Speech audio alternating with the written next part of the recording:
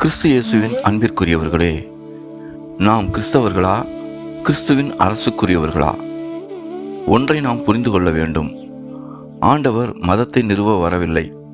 தம் அரசை நிறுவவும் நம்மை அதன் மக்களாக சேர்க்கவுமே இந்த உலகத்தில் வந்தார். ஆண்டவரின் முதல் நற்செய்தியே விண்ணரசை பற்றியதாகும். இதை நாம் அறிந்திருக்கிறோம்.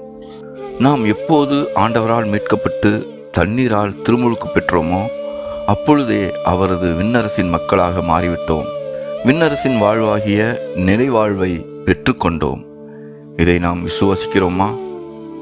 லூக்கா நற்செய்தி புத்தகத்திலே இறையாட்சியை அறிவிக்கவே தாம் வந்ததாக ஆண்டவர் கூறுகிறார்.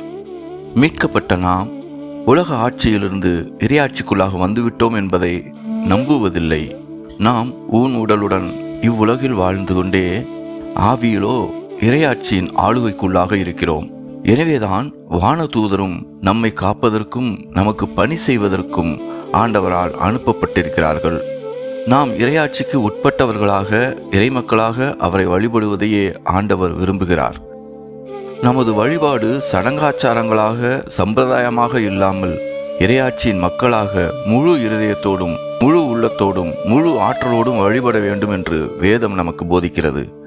அப்படி நாம் உண்மையாய் இறைமக்களாக வழிபடுவோம் என்றால் இறையாட்சியின் அளப்பரிய ஆசீர்வாதங்களையும் அதிகாரங்களை செயல்படுத்துவதையும் நாம் இந்த உலகத்திலேயே பெற்றுக்கொள்ளவும் அதை அனுபவிக்கவும் முடியும்.